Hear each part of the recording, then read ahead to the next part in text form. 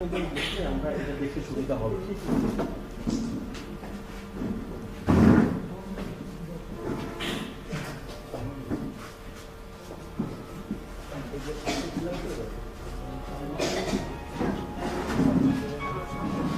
আসসালামু আলাইকুম ওয়া রাহমাতুল্লাহি ওয়া বারাকাতুহু। সম্মানিত অধ্যকার বিজ্ঞান সেমিনারের সভাপতি, উপস্থিত অত্র এলাকারই সন্তান, বাংলাদেশ হোমিওপ্যাথি পরিষদের যুগ্ম মহাসচিব ডাক্তার নজরুল ইসলাম খান, যিনি আজকের অনুষ্ঠানের প্রধান অতিথি, তার সৌজন্যেই আমার মূলত আপনাদের এই এলাকাটা আসা। উপস্থিত এখানে বিজ্ঞ ডাক্তার ভাই যারা আছেন, অনেক বিজ্ঞ, বিশেষ করে আমার পরিচিত এখানে ডাক্তার ইমানুল সাহেব আছেন। আমি অত্যন্ত খুশি হয়েছি, উনি আমার সাথে ফেসবুকে যোগাযোগ, বরিশাল গিয়ে এক সময় দেখাও হলো, এখানে এসে আমার প্রাণটা ভরে গেছে। পরিচিত লোক পেলে যেটা হয়, আর উনি হোমিওপ্যাথির জন্য যথেষ্ট কাজ করছেন। আর আপনারা এখানে যারা এসছেন প্রাণের টানে আসছেন, আমার টানে আসছেন এ কথাটা ঠিক নয়, প্রাণের টানে আসছেন। হোমিওপ্যাথির জন্য এই আশা। লোক সংখ্যা দিয়ে অনেক সময় অনেক কিছুর বিচার করা যায় না। গবেষণা যখন করা হয়, একজন গবেষক 5 জন ছাত্র নিয়ে এই গবেষণার পরিচালনা করেন। খুব বেশি লোকের খুব দরকার আছে এটা আমার মনে হয় না। আপনারা যারা এসছেন তাদের চেহারা সবকিছু মিলে আমার যদি ভুল না হয়, তাইলে আমি মনে করি আমি অত্যন্ত বিজ্ঞ এবং ভালো চিকিৎসক, যারা মানগতভাবে উত্তীর্ণ গবেষক, এমন লোকই আমার সামনে বসা, তাদেরকে আমি শ্রদ্ধা করছি। এই আলোচনাটা, হোমিওপ্যাথির আলোচনাটা কোনো স্টুডেন্ট আর শিক্ষকের আলোচনা নয়, মূলত এখানে জ্ঞানের বিনিময়। আমি নিজেকে একজন ছাত্র মনে করি এই হিসাবে যে আমি আসলে এখানে দাঁড়িয়ে যে কথাগুলো বলবো, এগুলো আসলে আমি পরীক্ষা দিচ্ছি আপনাদের সামনে, বিজ্ঞ লোকদের সামনে আমি পরীক্ষা দিচ্ছি আমি যা শিখছি তা ঠিক কিনা। যদি ঠিক না হয় তাহলে পরবর্তী 15 মিনিট থাকবে, আপনারা নোট করে রাখবেন। 2-1টা প্রশ্নের দরকার হয় করবেন আমাকে টেস্ট করার জন্য। সেখানে যদি উত্তীর্ণ হতে পারি, তার মনে এটা ধারণা হবে যে সম্ভবত আমি যা শিখছি, যে পথে আছি ঠিক আছে। আমার চেষ্টাটা থাকবে এইটা, অর্গাননের আলোকে 50 সহস্রতমিক বিষয়টাকে তুলে ধরা। বিষয়টা বহু আলোচিত, অনেকেই এখানে আসবেন যারা 50 সহস্রতমিক পদ্ধতিতে চিকিৎসা করেন, আর যারা আছেন অনেকে হয়তো করেন না, হয়তো প্রচেষ্টা গ্রহণ করেন। তো আমি আপনাদের সামনে এটা পেশ করার পরে, অর্গাননের আলোকে পেশ করার পরে, যদিও হ্যানিম্যানের জন্মকাল থেকে, হ্যানিম্যানের সময় থেকে, হ্যানিম্যানের গুরুত্ব অনুযায়ী এটাও যদি সমগুরুত্বপূর্ণ না হয়, তাহলে হয়তো আমার কথাটা গ্রহণযোগ্য হবে না। আসুন আমরা সরাসরি আলোচনায় চলি। দেখেন, যে কোনো আলোচনার জন্যই, যে কোনো শিক্ষার জন্যই, যে কোনো প্রশিক্ষণের জন্যই একজন গুরুর দরকার। গুরু নির্ধারণ না করলে যেমন ধর্মকর্ম করা যায় না, ভালো স্টুডেন্ট হওয়া যায় না, অন্য কোনো বিষয়ে গবেষণাও করা যায় না। একজন গুরুকে ধরে নিতে হয়। যদি সঠিকভাবে গুরু নির্বাচন করা যায়, তাহলে জ্ঞান সঠিক পথে প্রবাহিত হচ্ছে, এটা ধারণা করা যাবে। আর যদি দেখা যায় যে না, আমার গুরু নির্বাচনে একটু এলোমেলো হয়ে যাচ্ছে, তাইলে আপনার জ্ঞানটা সঠিক পথে যাচ্ছে না। যতটুক সম্ভব গুরু নির্বাচনে যত লেস হবে, যত মাইনাস হবে, তত আপনার জ্ঞানটা গুরু পর্যন্ত পৌঁছতে লেস হবে। কাজে গুরু নির্ধারণ করে নিতে হয়। আমাদের অর্গানন হেনিম্যান লিখে গেছেন, মহাত্মা হেনিম্যান হোমিওপ্যাথির শিক্ষাগুরু। এর ব্যতিক্রম কোনো কথা মানি না, বুঝতে চাই না, বুঝব না। যদি অন্য কোনো গবেষক থাকেন, তিনি অন্য কিছু নিয়ে গবেষণা করেন, আমার কোনো আপত্তি নাই, শ্রদ্ধা আছে। কারণ যে কোনো গবেষকের প্রতি শ্রদ্ধা রাখা দরকার, but not homeopathy. In homeopathy আমাদেরকে হেনিম্যানই শিখাবেন, হেনিম্যানের বাইরে কোনো গুরু মানা, এইটা যদি মানেন, যদি আমি মানি, তাইলে আসলে অতটুকু ওই হেনিম্যানের পথ থেকে দূরে সরে গেলাম। সারা বিশ্বে এই কিছু ঘটনা ঘটছে, সবাই না, কিছু ঘটনা ঘটছে যা হেনিম্যানের পথ ছেড়ে বিকল্প ট্রেনে তিনি যেতে চাচ্ছেন। যারা যাচ্ছেন, আলোচনায় দেখা যাবে যে আসলে কোন পথে যাচ্ছেন। আমাদের গতি হবে অর্গাননের আলোকে। অর্গানন 1 থেকে 291 পর্যন্তই আমাদের গতি হবে। আমাদের অগ্রযাত্রা এটাই ধরে নিতে হবে। আমি আজকে এই সাথে যে আলোচনাটা করব তাও অর্গানন ভিত্তিক, যদি সময় পাই। বোধহয় এখানে অত সময় হবে না, যার পরিপ্রেক্ষিতে আমি মৌলিক কিছু কথা বলে শেষ করব, এটাই বোধহয় ঠিক হবে। ঔষধ প্রয়োগ কৌশল। আসুন, যে কোনো জ্ঞানের জন্য একটু ফিরে তাকাতে হয়, একটু ফিরে তাকাতে হয়। যদি আমি ফিরে না তাকাই, তাইলে ভুল পথে যাওয়ার সম্ভাবনা থাকে। হেনিম্যানের এখানে খুব বেশি কথার দরকার নাই, আমি খুব অল্প কথা বলব। হেনিম্যানের অগ্রযাত্রার প্রথম ধাপ ছিল স্থূল মাত্রায় প্রয়োগ। হেনিম্যান অ্যালোপ্যাথি ডাক্তার ছিলেন, তখন অ্যালোপ্যাথির নামটা ছিল না, প্রচলিত চিকিৎসা ব্যবস্থা নামটা দিয়ে হেনিম্যান লিখেছেন। অ্যালোপ্যাথির নামটা দেওয়া হেনিম্যান, এটা হেনিম্যানই দিয়েছেন। যেহেতু সিমিলার একটাকে করতে হয়, তা সদৃশ একটাকে করতে হয়, তার একটাকে ডাকতে হয়, তাহলে বিসদৃশ আরেকটাকে বলতে হয়। সাদা যদি থাকে তা কালো থাকবে। ঠিক হেনিম্যান ওই সেন্সে অ্যালোপ্যাথি শব্দটা ব্যবহার করেছেন। শব্দটা ছিল ওই চিকিৎসা ব্যবস্থা অ্যালোপ্যাথি নামে পরিচিত ছিল না, শব্দটা হেনিম্যানের তৈরি করা না। তাইলে দেখেন, এই অবস্থাটা স্থূল থেকেই তিনি শুরু করেন। তাইলে এই কথাটা মনে রাখলে বোধহয় আমার শেষ পর্যন্ত যেতে সুবিধা হবে। তিনি নিজে চায়না প্রবীণ করেছেন, খেয়েছেন 4 ড্রাম করে। এটা ভিন্ন একটা বিষয়। তো এটা না বলে শুধু চায়না খেয়েছেন স্থূল মাত্রায় 4 ড্রাম করে। 2 দিনের মধ্যেই তার 3 দিনের মধ্যেই তার কম্পোজার শুরু হয়ে গেছে। তাহলে শুরুটা স্থূল মাত্রা থেকে। এরপরে তার চিকিৎসা জীবন শুরু। চিকিৎসা জীবন যখন শুরু হয়, ধীরে ধীরে তিনি এই মাত্রাটাকে কমাতে চেষ্টা করলেন। ফোঁটা মাত্রায় নিয়ে আসলেন, 5 ফোঁটা 10 ফোঁটা এইভাবে করে দিলেন।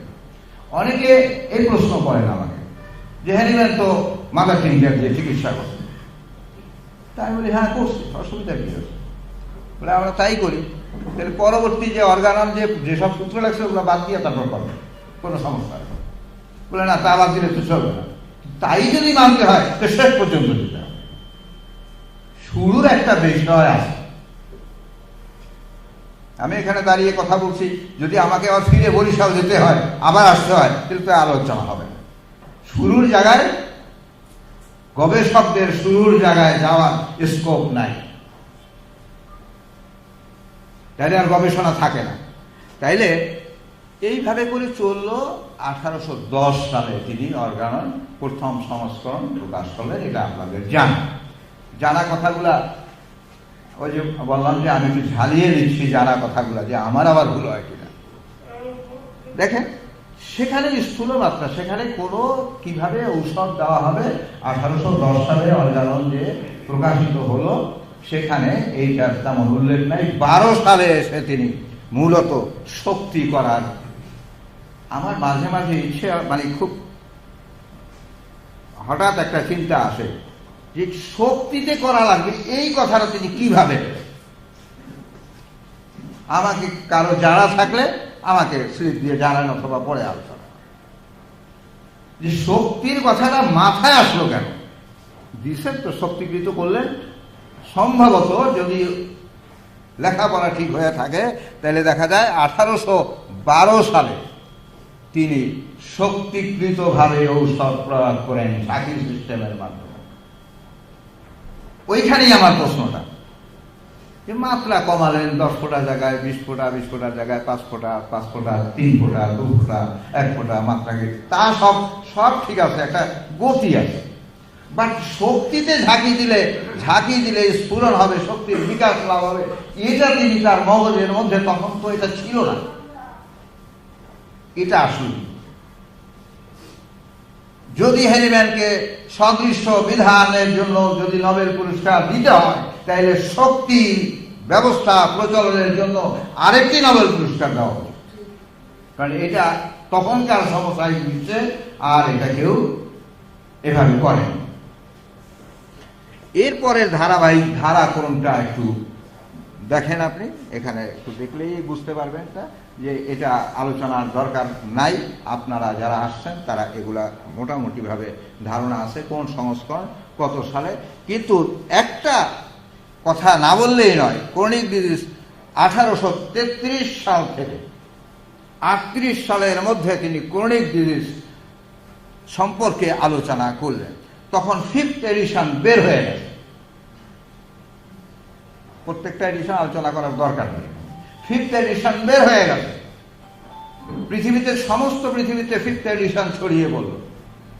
5th এডিশনে ঔষধ প্রয়োগের নিয়ম কানুন যেটা ছিল সেটা হলো অনেকে করেন।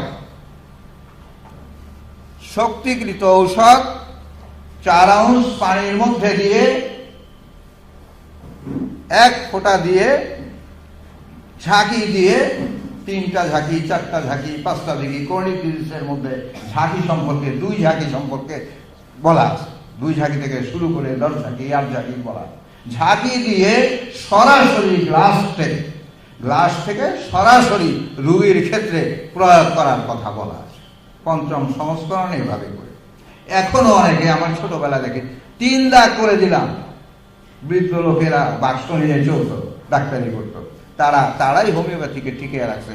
লেখাপড়া তেমন জানতো না। একটা ছোট্ট বাক্স, 10-12টা শিশি থাকতো। আমাদেরকে আমার নানা ছিল, বলতো যে তোমরা কালকে শিশি সব ধুয়ে রাখবা, ডাক্তার সাহেব আসবে। আপনারা বোধহয় বয়স্ক যারা আছে তারা এখনো বোধহয় গ্রামের মধ্যে এরকম আছে। তোমার কি রোগ? আচ্ছা এই রোগ, একটা ফোঁটা ওই পানির মধ্যে দিয়ে 10টা ঝাঁকি দিয়ে 3 বার খাবে, কাউকে 2 বার 4 বার। এখনো 5ম সংস্করণের আলোকে কেউ কেউ চিকিৎসা করে। এই যে বড়িতে আমরা দিচ্ছি, আপনারা কেউ কিছু মনে করবেন না আশা করি। আমার মনে হয় যে আমি যে কথাগুলো বলছি হয়তো অনেকের কষ্ট লাগতে পারে। তো বড়িতে দেওয়ার সিস্টেম 4র্থ সংস্করণে শেষ হয়ে গেছে। এরপর বড়িতে দেওয়া প্রবণতাই ছিল না। অর্গাননের মধ্যে হ্যানিম্যান বলেছেন বারবার একই শক্তির ঔষধ প্রয়োগ করা যায় না, বারবার একই শক্তির ঔষধ প্রয়োগ করা যায় না। তো বড়িতে দিলে 200 যদি একটা 4টা দানা আপনি খেতে দেন, পরবর্তী একদিন পরে যদি আবার 4টা দানা দেন, তো সেম শক্তি হয়ে গেল, অ্যাগ্রাভেট করতে পারে, পরে না আপনার ভাই। অনেকে বলে অনেকে তো ভালো হয়, তো ভালো তো তাবিজ তোমারও হয়, ওতে কি আছে? কিসে ভালো হলে এটার উপরে নির্ভর করে বিজ্ঞান চলে না।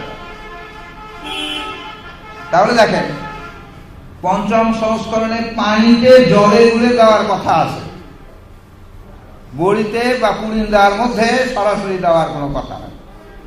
এইখান থেকে হ্যানিম্যানের চিন্তাটা একটু ব্যতিক্রম হয়ে গেল। এরপরেই তিনি গবেষণায় নেমে গেলেন। 1833 সালে তিনি গবেষণায় নেমে গেলেন। গবেষণা নেমে তিনি 38 সাল পর্যন্ত ক্রনিক ডিজিজ লিখলেন, আলোচনা করলেন। এটা হলো পঞ্চম সংস্করণ, ষষ্ঠ সংস্করণ। এই মুহূর্তে আমাদের মাঝে আমাদের আলোচনা সমিতি ডুমুরিয়া উপজেলা চেয়ারম্যান খান আলী মনসুর আমাদের মাঝে উপস্থিত হয়েছেন। খান আলী মনসুর এর মধ্যেই ষষ্ঠ সংস্করণ, এর মধ্যেই ষষ্ঠ সংস্করণের দিকে অগ্রযাত্রা শুরু হলো। পঞ্চম সংস্করণের ভিত্তিভূমি, ষষ্ঠ সংস্করণের ভিত্তিভূমি হলো পঞ্চম সংস্করণ। ক্রনিক ডিজিজ তার চলার পথ।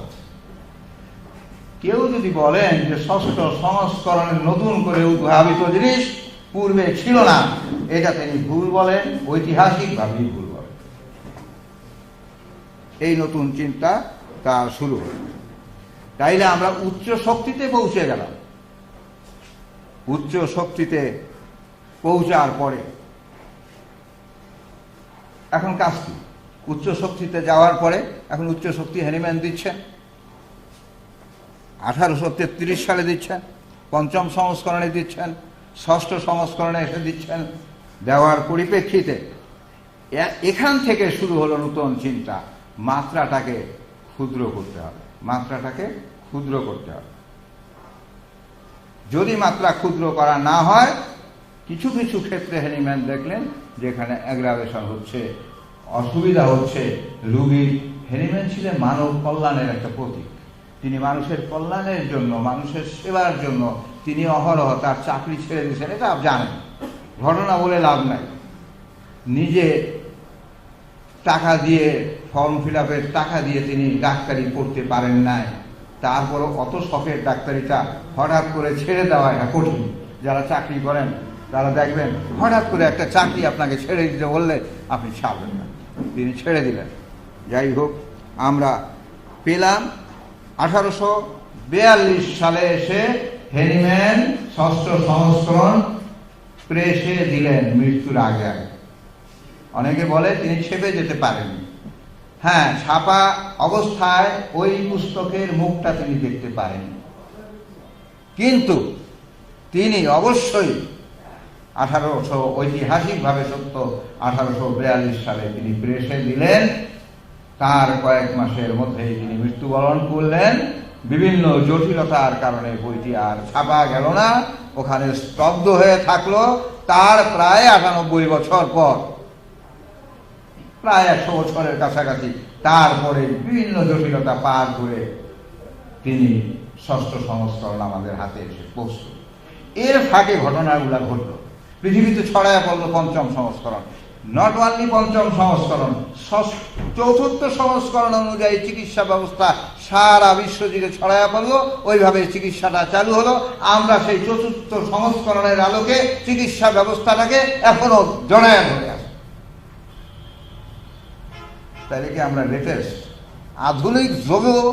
আধুনিক যুগেও আমরা পুরানো, আধুনিক যুগেও আমরা সেই পুরানো, অর্থাৎ 1829 সালে যে বই পাবলিশ হলো সেই বইটি ধরেই আমরা বসে আছি।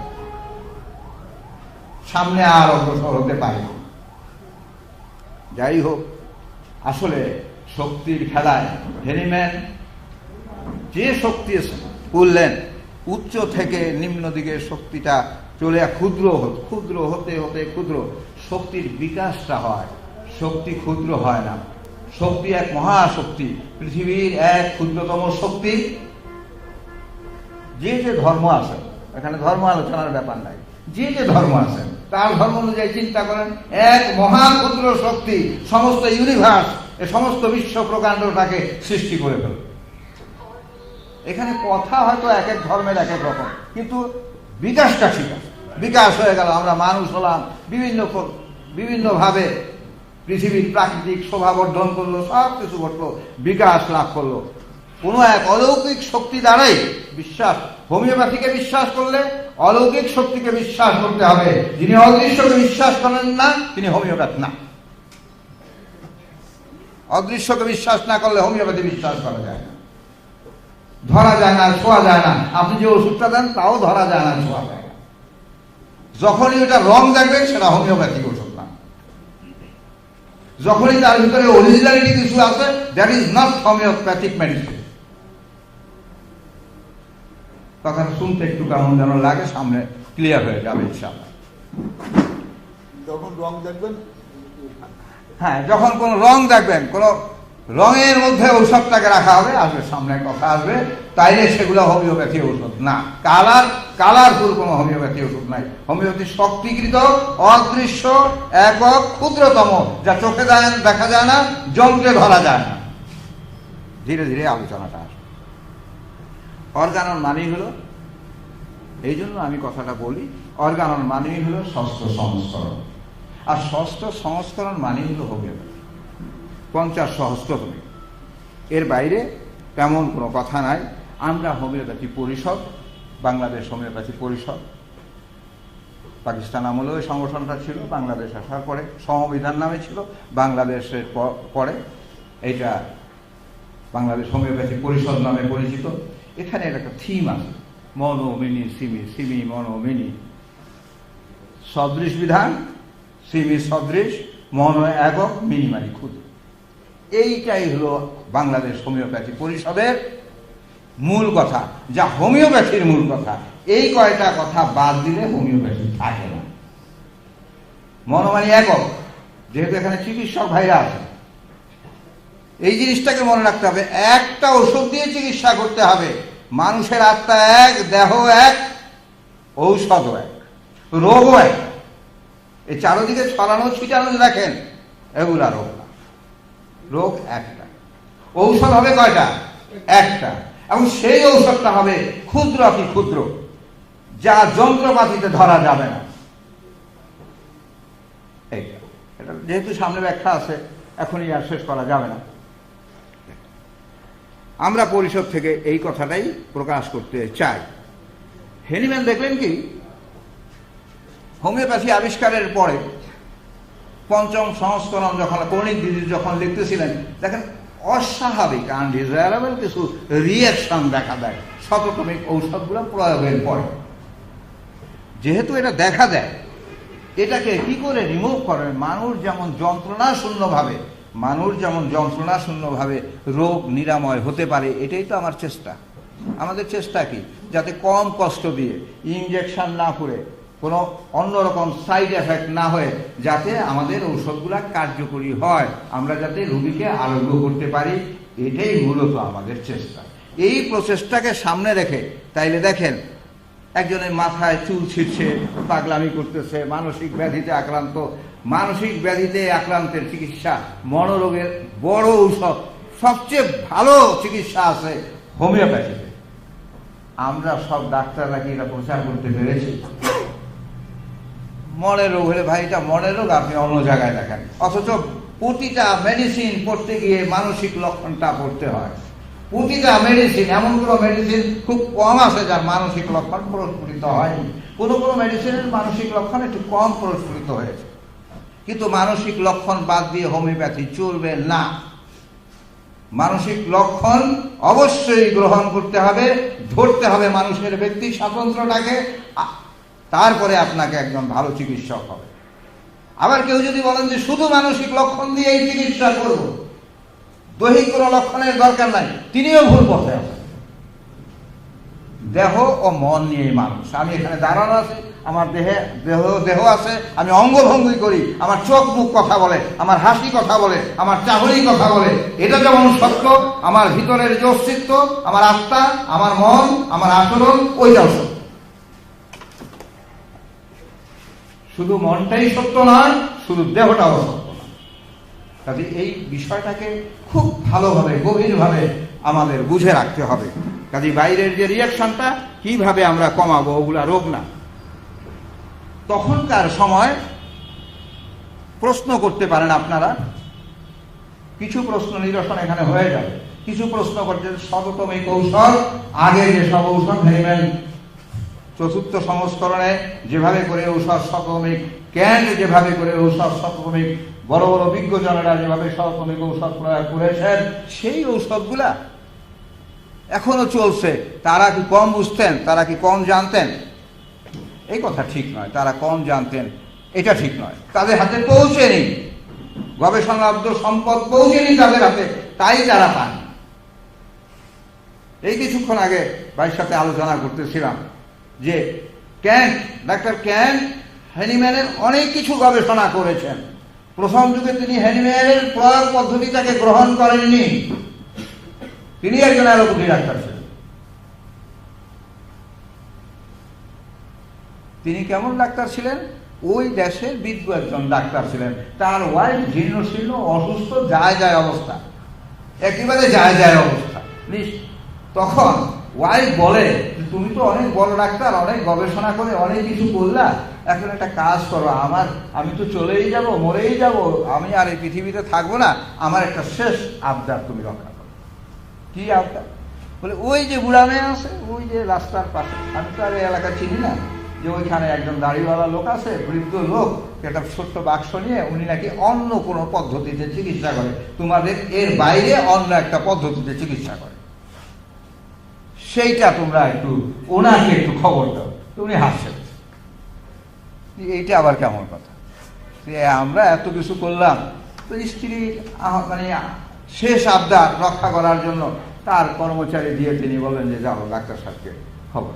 তো ডাক্তার সাহেব তো অ্যালোপ্যাথি বিজ্ঞ ডাক্তাররা যদি আমাদের মতো চুনোপুটিকে একটু যদি সম্মান দেখায়, আমরা মহাপুরুষ হয়ে যাবে, দৌড় দিয়ে যাও।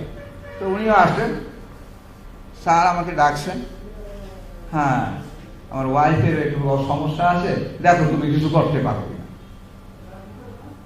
তো উনি দেখলেন, খবর নিলেন, সংবাদ নিয়ে উনি পরবর্তীতে একটা ঔষধ ওনাকে দিলেন, যে বললো যে 8 ঘন্টা আমি 2টা পুরিন্দা দিয়ে দিলাম, তখন এই ব্যবস্থা চালু ছিল, এটা দিলাম, এইটা দিয়ে যদি তুমি প্রথম খাওয়াবার পরে দ্বিতীয় যদি 8 ঘন্টার মধ্যে, তার রোগটাই ছিল অনিদ্রা, প্রায় 10-12 বছর পর্যন্ত সে ঘুমাতে পারত না, তার রোগটাই ছিল অনিদ্রা।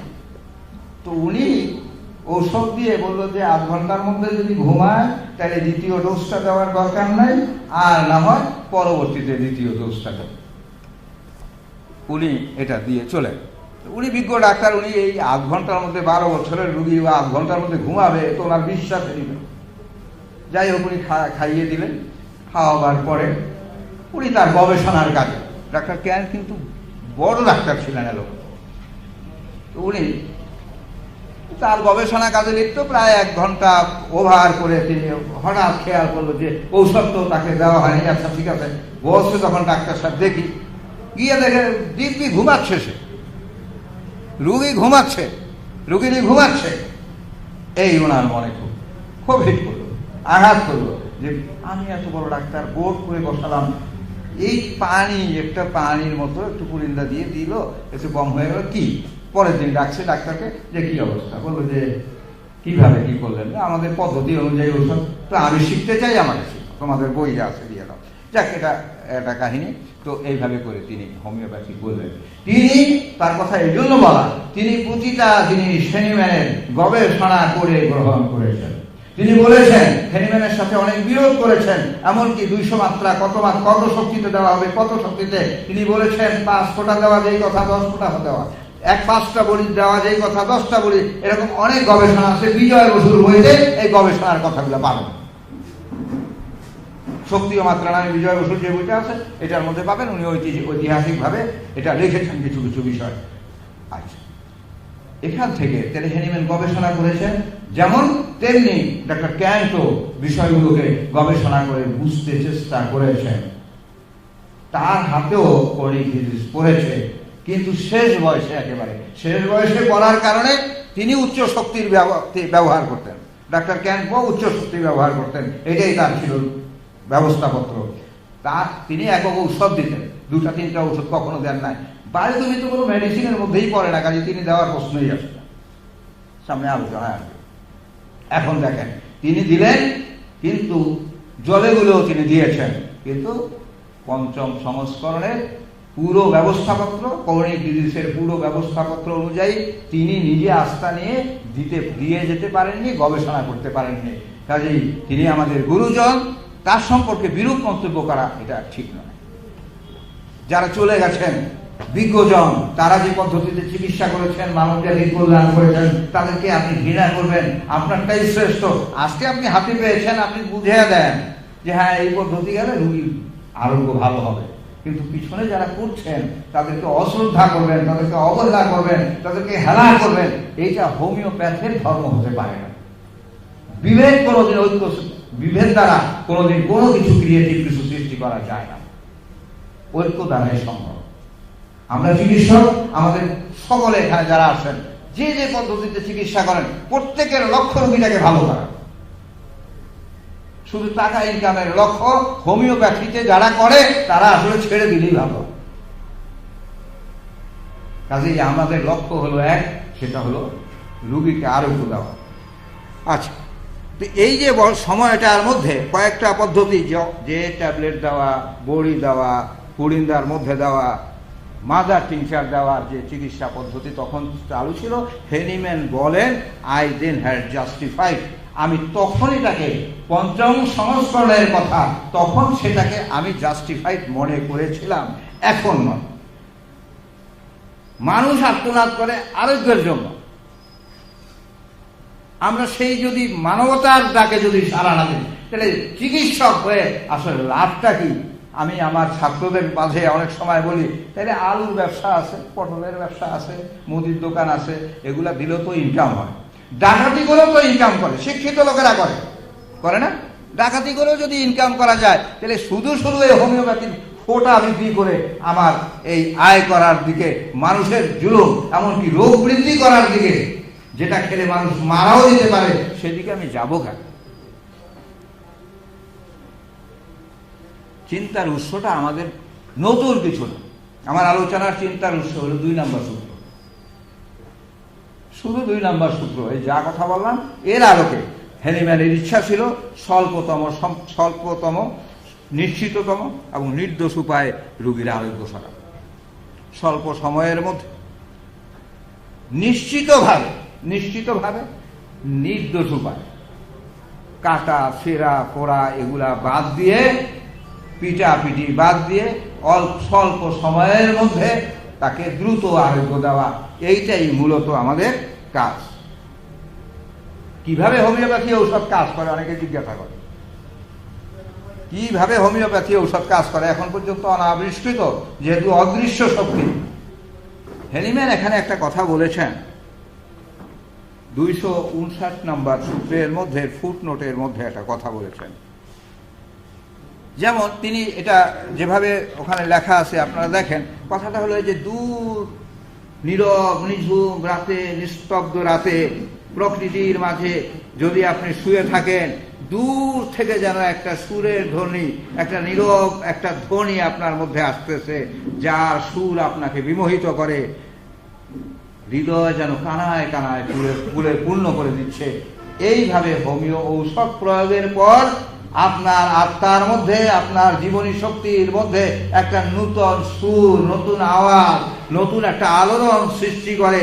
আপনি যখন দ্বিতীয় ঔষধটা দেবেন ভিন্ন সুরে, তখন আরেকটা সুর যখন সেখানে সৃষ্টি করবে, সে মাদার টিংচার হোক, বায়োকেমি হোক, যাই হোক, আরেকটা ভিন্ন সুর যদি তার আত্মার কাছে পাঠায় দেন, তার জীবনী শক্তির কাছে পাঠিয়ে দেন, সে তখন বলে ভিন্ন সুরে, মিছে কেন ডাকো, ভাঙো ধ্যান, আমার এই ধ্যান ভঙ্গ করো না, আমার প্রশান্ত মনে অমৃতের ধারা বইতেছে হোমিওপ্যাথি, ওইটাই থাকতে দাও, 2টা ওষুধ দিয়ে তুমি এলোমেলো করে ফেলো না। পড়ে থাকবেন ওই নোট আপনি দেওয়া আছে, ফুটনোটে পড়ে দেখেন, এটারই কাব্যিক ভাষায় দেওয়া আছে এখানে। আসেন আমরা আলোচনা সরাসরিভাবে। হেনিম্যান 5ম সংস্করণ থেকে 6ষ্ঠ সংস্করণের ব্যতিক্রমটা কি? 2টি মাত্র ব্যতিক্রম, অনলি 2, কোনো বেশি ব্যতিক্রম নেই। একটা হলো ডায়নামাইজেশন পদ্ধতিতে, অর্থাৎ নতুন শক্তিকরণ পদ্ধতির মধ্যে তিনি কিছু পরিবর্তন আনলেন, আর প্রয়োগ কৌশলের উপরে কিছু পরিবর্তন আনলেন, আর কিছু করেন। আগের সব ঠিক আছে, যারা শততমিক করছেন তারা সঠিকভাবে করছেন, যারা সঠিকভাবে শততমিক ঔষধ প্রয়োগ করছেন তাদের সাথে আমার কোনো বিরোধ নাই, শ্রদ্ধাবোধ আছে, তারা আমার নমস্য। এই জন্য তারা দীর্ঘদিন যেমন একক ঔষধ দিয়ে চিকিৎসা করে আসছে। একক ঔষধ দিয়ে চিকিৎসা করছেন যারা, তারা হোমিওপ্যাথির সঠিক পথে আসেন। সহস্রতমী করছেন না, তাদের কি আছে? অনেকে প্রশ্ন করে যে এটা না করলে সংগঠন কি করতে পারবে না? পারবে, কারণ তিনি তো সঠিক পথে আসেন। একটা ঔষধ দেন, হ্যানিম্যান বলেছেন একটা ঔষধ দিয়ে চিকিৎসা করার কথা, একটা ঔষধই দিচ্ছেন। হ্যানিম্যান তো হোমিওপ্যাথি আবিষ্কার করেছেন, কথাটা মনে রাখতে হবে। হ্যানিম্যান কিন্তু বায়োকেমি আবিষ্কার করেননি। হ্যানিম্যান স্থূল মাত্রা থেকে উচ্চ মাত্রার দিকে চলে আসছেন, আবার ফিরে নিম্ন মাত্রা একেবারে যেতে বলেন, স্থূল মাত্রা দিতে বলেন। তাইলে আরেকটি কথা, ইদানিং শিক্ষিত মহলে যারা বিজ্ঞজন আছেন হোমিওপ্যাথি নিয়ে খুব উচ্চ পর্যায়ে যারা ঘাটাঘাটি করেন, তারা একটা কথা বলেন যে হ্যানিম্যান ফার্মাকোপিয়া লিখে জানেন। হ্যানিম্যানের কোনো ফার্মাকোপিয়া নেই। এমনকি প্রিন্টেড অবস্থায় যে ফার্মাকোপিয়া বাংলাদেশে বের হয়েছে সেখানেও কথাটা উল্লেখ আছে, হ্যানিম্যান কোনো ফার্মাকোপিয়া দিয়ে যেতে পারেননি। এর চেয়ে চরম এবং মিথ্যা কথা পৃথিবীতে আর কোথাও আছে কিনা আমি জানি না, যার বইটা জগজ্বলন্ত ভাবে আপনার ওই অর্গানো 6ষ্ঠ সংস্করণ অলরেডি এখনো পড়ে আছে, যার মধ্যে 270 নম্বর সূত্র থেকে সামনের দিকে 243 পর্যন্ত পুরোটা ফার্মাকোপিয়া এবং তার প্রয়োগ কৌশলটা দেওয়া আছে। ফার্মাকোপিয়া দেওয়ার কিভাবে, ফার্মাকোপিয়ার কাজটা কি, অথচ বলা হচ্ছে যে ফার্মাকোপিয়া দেওয়া। ফার্মাকোপিয়া আছে 246 থেকে 270 নম্বর সূত্রে একেবারে ঔষধ প্রিপারেশন কিভাবে করবেন, কিভাবে সংরক্ষণ করবেন, কিভাবে সব দেওয়া আছে। ঔষধ প্রস্তুত প্রণালী যদি আমরা আলোচনার সুযোগ কোনোদিন হয়, আপনারা নিজেরা করে নেবেন, পড়ে নেবেন, দেখে নেবেন, সেখানেও আলোচনা আছে। বাংলাদেশের মধ্যে যারা 50 সহস্রতমিক পদ্ধতি গোড়াপত্তন করে গেছেন, তাদের প্রতি শ্রদ্ধা নিবেদন করে আমি সামনের কথাগুলো বলবো। চণ্ডীপদ চক্রবর্তীর নাম আমরা অনেকেই শুনেছেন, হরিমোহন চৌধুরীর নাম শুনেছেন, আরো যারা আছেন আপনাদের এই এলাকারই যারা আছেন, গুরুদাস বাবু আপনাদের এই খুলনার নিবাসী ছিলেন, তিনি চলে গেছেন কিছুদিন আগে, তিনিও সহস্রতমিক পদ্ধতিতে চিকিৎসা করেছেন।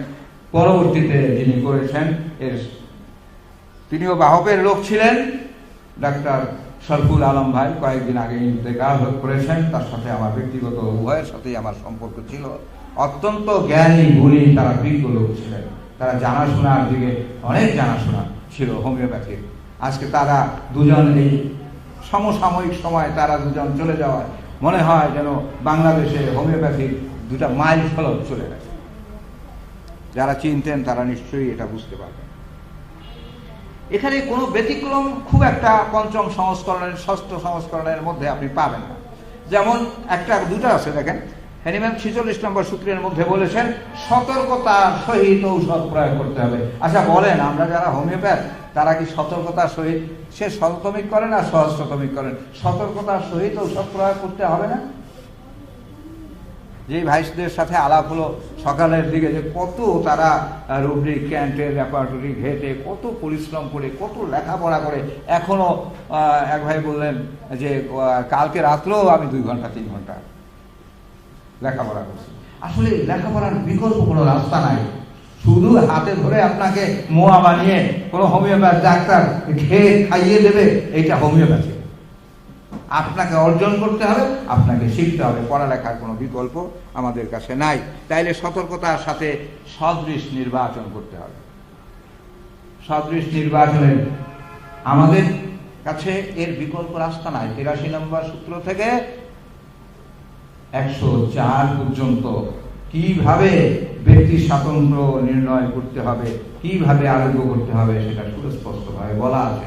এটা লাগবে, এর বাইরে আপনি যেতে পারবেন না। সপ্তমিক করেন আর সহস্রতমিক করেন, এর বাইরে কি আপনি যেতে পারবেন বলেন? তাহলে নতুনটা কি হলো? উচ্চ শক্তিতে দিতে হবে। আপনি 30 দিলেও উচ্চ শক্তি, 200 দিলেও উচ্চ শক্তি, 1 and 10 and যাই দেন সেগুলো উচ্চ শক্তি না? এখানে উচ্চ শক্তিতে দিতে হবে। আর যদি সহস্রতমিক দেন, 50 সহস্রতমিকের নিয়ম অনুযায়ী 270 নাম্বার সূত্র অনুযায়ী আপনি এটা যদি তৈরি করেন, তাহলে সেখানে উচ্চ শক্তি। তো উচ্চ শক্তি দেওয়া নিয়ে তো কোনো সমস্যা নাই, যে যেভাবে দেন, কিন্তু একটা মেডিসিন দিতে হবে একটা। গন্ডগোলটা কোথায় একটু লক্ষ্য করেন। আমার মনে হয় এখানে চিকিৎসক বন্ধুরাই আছে, কাজে আপনাদের কাছে আমার এই দাবি, একটু লক্ষ্য করেন যে সমস্যাটা কোথায়। যথার্থ পানিতে মিশ্রিত করে ঔষধ দিতে হবে, এই জায়গাটায় অনেকের কাছে সমস্যা মনে হয়। অনেক ভাই বলেছেন, ভাই এই পানির ঝামেলাটা বাদ দিতে পারেন, যেটা ভালো সেটা আমি গ্রহণ করবো না কেন? এখন কোন মুসলমান যদি দাবি করে যে ভাই শীতের দিন তো অজুর ঝামেলাটা বাদ দিয়ে যদি নামাজ পড়তে বলতেন, কেমন হয় কথাটা বলে? এটা কি করা যাবে? অজুর ঝামেলা বাদ, আমি নামাজ পড়ব, এটা তো করা যাবে না। হোমিওপ্যাথি আপনি করবেন, এখন সঠিকভাবে আপনি ঔষধ প্রয়োগ করবেন, ৫ম সংস্করণ বাদ দিয়ে আপনি ৬ষ্ঠ সংস্করণে আসবেন, করেন, আপত্তি নাই। আপনি বলেন পানিতে জলে গুলে দিলে তো ভাই হবে না, বড়িতে দেন। অনেক রুগীরাও বলে যে বড়িতে দিতে পারেন না, যাইতে অসুবিধা হয়। তাই বলি না, পারি না। রুগী আজ আপনি অন্য ডাক্তার দেখান, আমার কাছে এটা না। যেভাবে করে মানুষের কল্যাণ হবে সেভাবে করে আপনাকে চিকিৎসাটা করতে হবে। জলের গুলে ঔষধ দেওয়ার কথা হেরেমেন 246 নম্বর সূত্রে সুস্পষ্ট ভাবে লিখে দিয়েছেন। যদি লেখা না থাকে আমি আমার কথা উল্টো করবো, সমস্যা কি হবে? ভুল তো মানুষই বলে, ভুলের উল্টো করতে সমস্যা কি? দেখেন, আর যথার্থ ক্ষুদ্রতম মাত্রা, কথাটা আছে যথার্থ ক্ষুদ্রতম মাত্রায় ঔষধ দিতে হবে। ঠিকভাবে, যথার্থ মানে যেভাবে দেওয়া উচিত সেভাবে ক্ষুদ্রতম মাত্রা দেবে। মাত্রা ক্ষুদ্র কিভাবে হয় আমি সামনে আলোচনা আছে, আমি চেষ্টা করব ওইভাবে করে বল। দেখেন, রোগীকে প্রয়োগের পূর্বে, যেহেতু আমার আলোচনাটা ৫ম সংস্করণ না, ৬ষ্ঠ সংস্করণের আলোকে ঔষধ প্রয়োগ পদ্ধতি, এখানে কিছু প্রশ্ন আপনাদের থাকতে পারে, যারা করেন তাদের, আর যারা করেন না তাদেরও থাকলে টুকটাক করলে হয়তো বলা যাবে, লিখিত দেবে। আর যে কথাগুলো বলছি, রোগীকে প্রয়োগের পূর্বে আপনি ঔষধ তৈরি করবেন। কিভাবে করবেন? প্রথমত, যেহেতু ঔষধ প্রস্তুত প্রণালী এখানে না, কিনতে পাওয়া যায় কোয়ার্টার ড্রাম ১৫-২০ টাকার মধ্যে আপনি বাংলাদেশের সব জায়গায় পাবেন।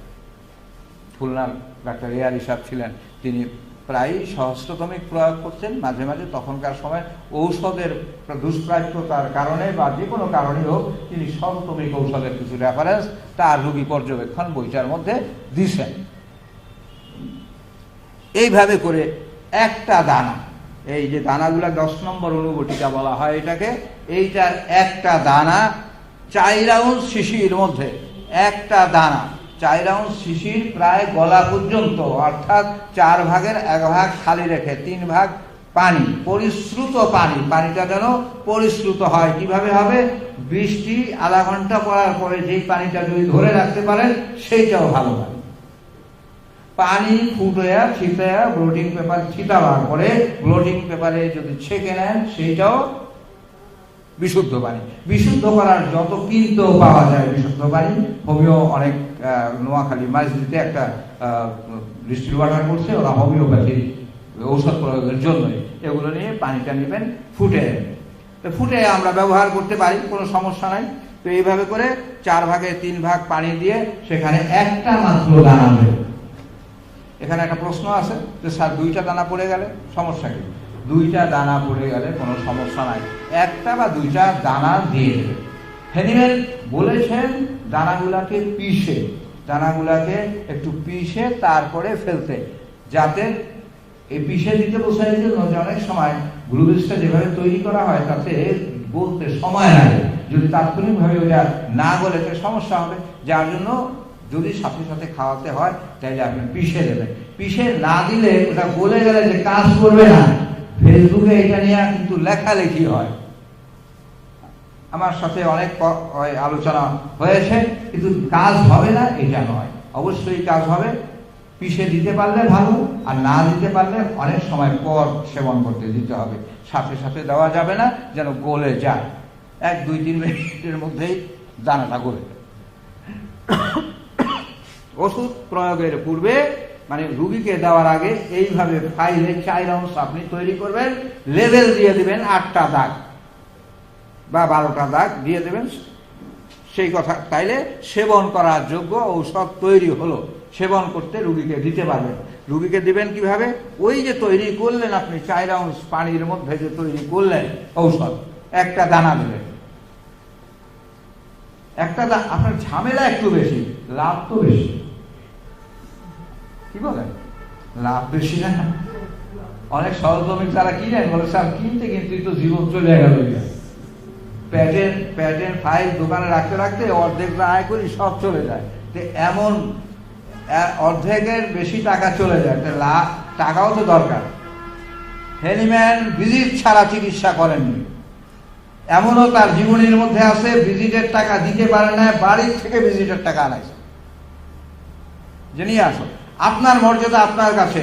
আমি মনে করি যে হোমিওপ্যাথি প্রত্যেক ডাক্তারের জন্য একটা নির্ধারিত ভিজিট থাকা উচিত।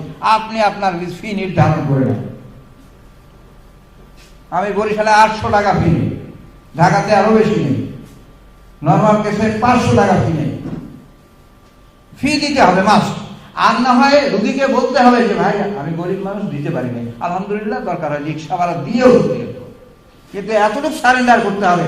আপনি যে এত টাকা খরচ করে ডিএইচএমএস বা বিএইচএমএস পাস করেছেন, এটার কি কোনো দাম নাই ভাই? আপনার আগে নিজেকে মূল্য দেবেন। আমার মূল্য আমার কাছে, আমি জানি আমি কি, আমার ফি আছে। আপনি হয় চিকিৎসা করান, নাইলে করাবেন, অসুবিধার কি আছে? এরকম করে দেখেন, আপনি আপনার এলাকায় 50 টাকা ফি বলে নেন, 100 টাকা বলে নেন, অভ্যাস করেন। আপনি বলার অভ্যাস করলে রুগীরা দেওয়ার অভ্যাস করে। কেউ খালি হাতে আসে না, রুগীরা ভালো হইতে আসে। ওষুধ দেন, ফি দেবে, তাইলে লাভ বেশি। আপনার এই একটা শিশি ঔষধ তৈরি করতে আপনার কত খরচ গেল? কোয়ার্টার ড্রাম, হাফ ড্রাম সহতমিক ঔষধ আনতে গেলে প্রায় 50 টাকা মিনিমাম। বিদেশি হলে আরো বেশি নেয় না? আমরা কিনি না তো জানি না, আরো বেশি নেয়। 1M 10M এর দাম আরো বেশি, তাই না? এই যে বেশি টাকা দিয়ে কিনছেন, এখানে তা লাগছে না। এখানে 4 আউন্স শিশি তৈরি করতে একটা বোতলের দাম কত? 3-4 টাকা, ম্যাক্সিমাম 5 টাকা 60 টাকা, ধরলাম 10 টাকার মধ্যে আপনি তৈরি করলেন ওষুধটা। ম্যাক্সিমাম চামচ গ্লাস দিয়ে দেই আমরা, চামচ গ্লাস এবং ফার্স্ট ক্লাস একটা ব্যাগ দিয়ে দেয়। আপনি কি কারো চেয়ে হালকা নাকি যে একটা নেটে দিয়ে দেবেন ওষুধ? আপনার রুগী আপনার চেহারা দেখে, আপনার দেওয়ার ভঙ্গি দেখে, আপনার টেবিল দেখে, চেয়ার দেখে আপনাকে মূল্যায়ন করবে। তা করবেন? তা আপনারা নেটে দিয়ে দিলেন। এক ভদ্রলোক আসছে গাড়িতে করে, নেটে করে আপনার ওষুধটা নিল, সে আপনাকে 20 টাকা দিয়েছে, এই তো বেশি। আর একটা ফার্স্ট ক্লাস করে ব্যাগ দেন, ভিজিটটা চান, নেওয়ার সময় সে হাসি মুখে আপনাকে অলরেডি 200 টাকা দিয়ে দেবে। তাইলে আপনার 10 টাকা খরচ দিয়ে একটা শিশির থেকে আপনি 50 টাকা নেন, তাও লাভ। কিনা লাগবে একবার 15-20 টাকার ঔষধ কিনলে, একবার 15-20 টাকার ঔষধ দিলে 1 মাসও ব্যবহার করে শেষ করতে পারবেন না, 2 মাস। এটা লাভ বেশি না? এটা লাভের দিকটা দেখাইলাম আর কি। তো লাভ পকেটও তো দরকার, তাই না? আপনার খরচ দরকার। দেখেন আপনি খাওয়াবেন কিভাবে? এইভাবে ওষুধ তৈরির পরে 1 গ্লাস 4 আউন্স, মিনিমাম 4 আউন্স আরেকটি গ্লাস নেবেন। 4 আউন্স গ্লাসের মধ্যে ওখানে 8 ভাগের 1 ভাগ ঔষধ দেবেন। দেওয়ার আগে 10টা জোরে ঝাঁকি দেবেন। কয়টা ঝাঁকি? 10টা জোরে ঝাঁকি দেবেন। ঝাঁকি দিয়ে 1 কর্ক ঔষধ বা 1 দাগ ঔষধ ওইটার মধ্যে দেবেন, গ্লাসের মধ্যে দিয়ে। চামচটা দেওয়া আছে দেখেন, ওই চামচ দিয়ে নাড়া দেবেন। চামচ দিয়ে নাড়া দিয়ে আপনি 2 চামচ ঔষধ রুগীকে খাওয়াতে দেবেন। 1 চামচ দেওয়ার কথা কতটুকু? 1 চামচই দেবেন। কিন্তু গ্রামে গঞ্জে রুগীদের ব্যাপার হয় কি, 1 চামচ কি খেলাম, জিহ্বায় লাগে, বলে না এরকম? জিহ্বায় লাগে না। তো 2 চামচ খেলে যদি জীবনী শক্তি সচল থাকে, জীবনী শক্তি সচল থাকলে কোনো সমস্যা হয় না, মুমূর্ষু রোগীর ক্ষেত্রে সমস্যা।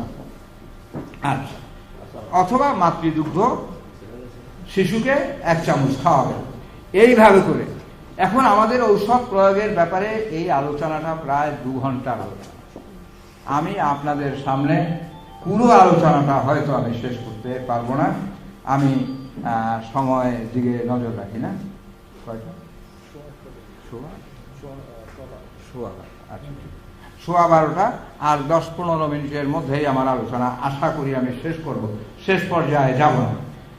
তো ঔষধ প্রস্তুত প্রণালীটা এভাবে, এই জন্য এই প্রয়োগ প্রণালীটা ভালোভাবে জানতে হলে ঔষধ প্রয়োগের মাধ্যম কি হবে এবং ঔষধ প্রয়োগের সময়ের ব্যবধান কি হবে, ঔষধের শক্তি নির্ধারণ কি করতে হবে, সংক্ষিপ্ত আকারে আমি আপনাদের সামনে একটু পেশ করব, খুব সংক্ষিপ্ত। ঔষধ প্রয়োগের মাধ্যম হবে 4টা। কয়টা আপনারা জানেন না? 4টা। কি কি? শিশুকে সরাসরি নাকে ঘ্রাণে, একটা উদাহরণ দেওয়া যায়, রোগীলিপি সহ প্রত্যেকটা আলোচনায় রোগীলিপি দিয়ে উদাহরণ দিয়ে যদি আলোচনা করা যেত তাইলে আপনাদের জন্য সুবিধা হতো। রোগীলিপি বলে যদি আলোচনা করতে পারতাম, সেটা মাকে দেওয়া যায়। মাকে দিলে এর ভিতরে একটা ঘটনা ঘটলো, আমার বাসায় বাচ্চার পাতলা পায়খানা, প্রথম ভাবলাম যে দাঁতটা উঠে এই জন্য কিনা পাতলা পায়খানা বমি দেদাসে হচ্ছে, পরবর্তী দেখা গেল আর্সেনিকের লক্ষণ, মায়ের একটু স্বাভাবিক লক্ষণের টাচ আছে, পুরো বেশি নাই, তাকে আর্সেনিক 2 মাত্রা দেওয়া হলো, একবার মাত্র, এবং পরের দিন থেকে আর কোনো ঔষধ দেওয়া হয়নি। আমার বাসায় এবং আমার নাতি, আলহামদুলিল্লাহ যে কোনো সমস্যা দেখা গেল না, কোনো সমস্যা, একেবারে সম্পূর্ণভাবে ভালো হয়ে গেল। তাইলে মায়ের দুধে, মাকে দিলে যদি দুগ্ধপোষ্য শিশু হয় তাকে ঔষধ দেওয়া কোনো সমস্যা নয়। মর্দন করে দেওয়া যায়, কিভাবে দেওয়া যায় তার উদাহরণ দেওয়া যাবে। আমরা সময় স্বল্পতার জন্য আমি জেনে যাব। সময়ের ব্যবধানটা নির্ভর করবে কিসের উপরে? জীবনী শক্তির উপরে। যার জীবনী শক্তি যেমন আমাকে যে ডোজ দেওয়া যায়, মুমূর্ষ একটা মানুষ যদি আসে তাকে সেই রকম ডোজ দেওয়া যাবে না, তাকে হয়তো ঘ্রাণে দিতে হবে, স্বল্প মাত্রায় গ্লাস পরিবর্তন করে দিতে হবে, এই দিকটা লক্ষ্য রাখতে হবে। ওষুধের শক্তি আসলে আমাদের জীবনী শক্তি কেন্দ্রিক। জীবনী শক্তি যদি সচল থাকে ঔষধ শক্তি স্বাভাবিকভাবে দেওয়া যায়, আর যদি জীবনী শক্তি খুবই দুর্বল হয় তাইলে তা দেওয়া যাবে না। এই জন্য কখন কিভাবে ঔষধ দেবেন এই জ্ঞানটা সকলের জানা দরকার। সূত্রের এটা একটা শীট আমি আপনাদেরকে দিয়ে যাব, আলোচনার শেষ পর্যন্ত যাব না, তবে শীট আমি নিয়ে আসছি, আমি শীটটা দিয়ে দেবো আপনাদেরকে। আপনারা দয়া করে রেফারেন্স দেওয়া আছে, কত নম্বর সূত্রের মধ্যে কোন আলোচনাটা আছে, রেফারেন্স দেওয়া আছে। অর্গানন একটু উল্টে দয়া করে দেখবেন। একজন হোমিওপ্যাথি ডাক্তার, তাকে বললাম, জিজ্ঞেস করলাম যে আপনি অর্গানন পড়েন কিনা, বলেছে না, অর্গানন পরীক্ষার সময় পড়েছি পাস করার জন্য, এরপরে তো আর অর্গানন দরকার নাই, অর্গানন দিয়ে তো চিকিৎসা হয় না। আপনারা কি একমত নাকি? অর্গাননের বাইরে কোনো চিকিৎসা নাই। অর্গানন যে জানা, he is not a homeopathy doctor. ভালো অর্গানন সম্পর্কে যার ধারণা থাকবে না তাকে এই জন্য হোমিওপ্যাথি আজকে বদনাম। মানুষ আমাদেরকে দেখতে পারে না, বলে ফোটা কাটা ডাক্তার, পানি বেচা ডাক্তার, আর 6 আনা নিয়ে আসে, 2 টাকা নিয়ে আসে, 10 টাকা নিয়ে আসে।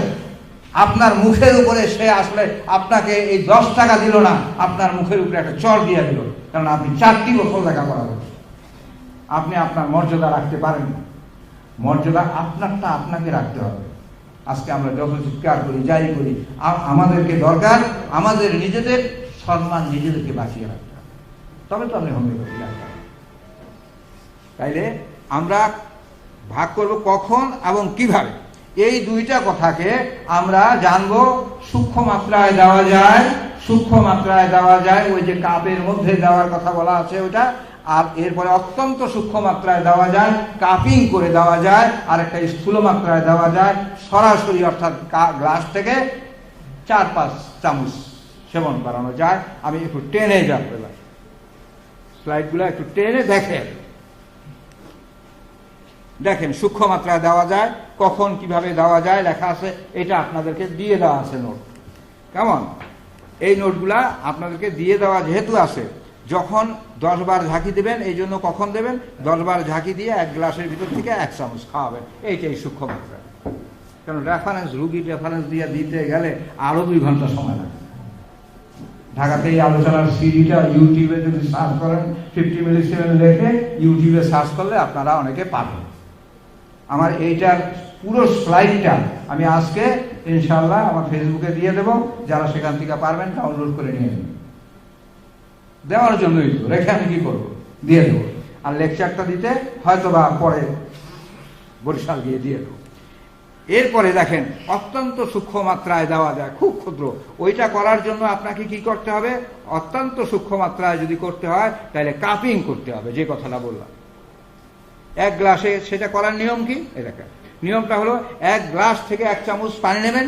1 গ্লাস থেকে 1 চামচ পানি নিয়ে ওষুধ তৈরি করার পরে ফার্স্ট গ্লাসে দেবেন। ফার্স্ট গ্লাসে ভালো করে নেড়ে নেড়ে নাড়তে হবে, অণুগুলা যেন খুব জোরে নাড়া খায়। তারপরে দ্বিতীয় গ্লাসে দেবেন 1 চামচ, সেখান থেকে 1 চামচ নিয়ে, যদি মুমূর্ষ রোগী হয় তাইলে যত জীবনী শক্তি একেবারে দুর্বল হবে তত কাপিং করা লাগবে। প্রথম ধাক্কাই কাপিং করা। আমরা অনেক ডাক্তাররা আছি, মানুষকে বিরক্ত করবেন না। হোমিও ডাক্তারদের একটা নিজের বাহাদুরি দেখাবার জন্য প্রথম ধাক্কাই কাপিং করা শুরু করে। এটা তো আপনার দরকার নাই। অর্থাৎ অজ্ঞতা মানুষকে এমন রন্ধে রন্ধে ঢুকেছে, এই 2 ঘন্টা 1 ঘন্টা 1.5 ঘন্টা আলোচনায় কিছু কাজ হবে না। এটা হলো প্রশিক্ষণ শিবিরের আলোচনা, হোল ডে আলোচনা হবে, ডাক্তাররা থাকবে, ডাক্তাররা বুঝার জন্য আসবে। এভাবে করা হয়। দেখেন, ঘ্রাণে ঔষধ দেওয়া যায়। আমি একজন রুগীকে ঔষধ দিয়েছি ঘ্রাণে, মাথা ব্যথা, কোনো কারণে সে খেতে পারতো না রোজার দিন। তারপরে তাকে ঘ্রাণে নাকের কাছে ইপিকাক দেওয়া হয়েছে, আধা ঘন্টা লাগে না, 5 মিনিটের মধ্যে তার মাথা ব্যথা কমে গেছে। আমরা ঘ্রাণে ঔষধ বানাবার নিয়ম কি? 1 গ্রাম শিশির মধ্যে 1 ফোঁটা পানি দেবেন, যাতে বড়িটা গলে। গলার পরে 4 ভাগের 3 ভাগ রেকটিফাইড স্পিরিট দেবেন, জোরে 10টা ঝাঁকি দিয়ে 30 সেকেন্ড, 5 সেকেন্ড থেকে 10 সেকেন্ড নাকের কাছে রাখবেন। 5 থেকে 10 সেকেন্ড, 30 সেকেন্ড রাখবেন না, সমস্যা হবে। তাই এতে দেখা যায় 1 ডোজের কাজ হয়ে গেল। এভাবে আমরা ওষুধ দেই, রোগী ভালো। ঘ্রাণে দেওয়া, ঘ্রাণে ঔষধ দেওয়ার নিয়ম হলো 1 গ্রাম শিশিতে 4 আউন্স না, 1 গ্রাম শিশিতে 1 ফোঁটা পানি দিবেন। প্রথম পানি দিয়ে একটা 10 নাম্বার অনুবটিকা দেবেন। পানি দিবেন কেন? আরএসএ ব্লুবেজ গলে না, চিনি তো গলে না, যার জন্য দিলে ওটা গলে যাবে। 1 মিনিট অপেক্ষা করবেন। তারপরে 4 ভাগের 3 ভাগ রেকটিফাইড স্পিরিট দেবেন। দেওয়ার পরে আপনি জোরে 10টা ঝাঁকি দেবেন, 8টা ঝাঁকি দেবেন। জীবনী শক্তির উপরে নির্ভর করে 8টা বা 10টা ঝাঁকি দেবেন। ঝাঁকি দিয়ে নাকের কাছে দূর থেকে জোরে টান দিতে বলবেন না, শ্বাস প্রশ্বাসে যতটুকু নেয় ওইভাবে করে টান দিয়ে এরকম দেখবেন। দেখার পরে 5 সেকেন্ডও রাখতে পারেন, 10 সেকেন্ড রাখতে পারেন, 30 সেকেন্ড খুব রাখার দরকার হয় না, অ্যালাউ করে না, তাতে রোগীর সমস্যা হতে পারে। তাতে তাকে 1 ডোজ দেওয়া হবে। ওকে, আচ্ছা। হ্যাঁ, এরপরে দেখেন দুগ্ধপোষ্য শিশুকে দেওয়া যায়, আমি আগেও বলেছি। এরপরে যদি স্থূল মাত্রায় দিতে হয়, আঁচিল টাচিলের ব্যাপারে স্থূল মাত্রায় দিতে হয়, তখন বড়ি 4-5টা দিবেন। 4-5 চামচ 1 গ্লাস পানির থেকেই খাওয়াবেন, 4-5 চামচ। এগুলো রেফারেন্স দিয়ে, ঔষধের রেফারেন্স দিয়ে, রুগীর রেফারেন্স দিয়ে তারপর আলোচনা করার দাবি। আর না হয় পুরোটা বুঝানো যাবে না, কেমন? তো আমরা আসলে কিভাবে ঔষধটা দেবো এর একটা পার্থক্যের রূপ, আমি শেষের দিকে চলে আসি। কি 5 মিনিট বেশি লেগে যাবে নাকি? না, হয়তো 5 মিনিট লাগতে পারে। আচ্ছা, কিভাবে সূক্ষ্ম মাত্রায় ঔষধ দেবেন? আমরা 3টা ভাগে ঔষধ দেই, সূক্ষ্ম মাত্রায় দেই, অত্যন্ত সূক্ষ্ম মাত্রায় দেই, অপেক্ষাকৃত স্থূল মাত্রায় দেই। ঝাঁকি দেওয়ার মধ্যে পার্থক্যটা আছে। সব জিনিসটাকে এক জায়গায় নিয়ে আসবে। পিছনের আলোচনা যেগুলো টেনে গেলাম সেটা এখানে কভার হয়ে গেল। ঝাঁকি দেবেন 10 বার, সূক্ষ্ম মাত্রায় দিলে ঝাঁকি দেবেন 10 বার। যদি অত্যন্ত সূক্ষ্ম মাত্রায় জীবনী শক্তি খুব দুর্বল হয়ে যায়, তাকে দিতে হয়, তাহলে 12 বার। 8 ভাগই করবেন, 8 12 96, এইভাবে করে। আর দেখেন অপেক্ষাকৃত যদি স্থূল মাত্রায় করতে হয় তাহলে 8 বার ঝাঁকি দেবেন। কাপিং করার ক্ষেত্রে প্রথম অত্যন্ত সূক্ষ্ম মাত্রায় দেবেন, 1 কাপের ভিতর থেকে 1 চামচ। আর যদি অত্যন্ত সূক্ষ্ম মাত্রায় হয় তাহলে 3-4 কাপিং আপনি পরিবর্তন করতে পারেন জীবনী শক্তির উপরে ভিত্তি করে। আর স্থূল মাত্রায় যদি দেন তাহলে কাপিং করার দরকার নাই। আরেকটা পার্থক্য সেবনের পার্থক্যের ব্যাপারে আছে, সেটা হলো 1 চামচই খেতে হবে সূক্ষ্ম মাত্রায়, কখনো 2 চামচ আমরা দিই। আবার দেখেন 1 চামচ অত্যন্ত সূক্ষ্ম মাত্রা 1 চামচ দেওয়া যায় কাপিং করে, অথবা ঘ্রাণে ঔষধ দেওয়া যায়। আর যখন অত্যন্ত স্থূল মাত্রায় হবে তখন অধিক চামচ, এমনকি বাহ্যিকভাবে ঔষধ দেওয়া যায়।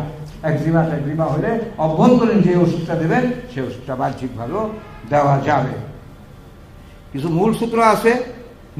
আমরা এতক্ষণ আলোচনার মধ্যে থেকে আমরা একটা দৃষ্টি পৌঁছে গেছি। সময় যদি আমরা পারমিশন দেয়।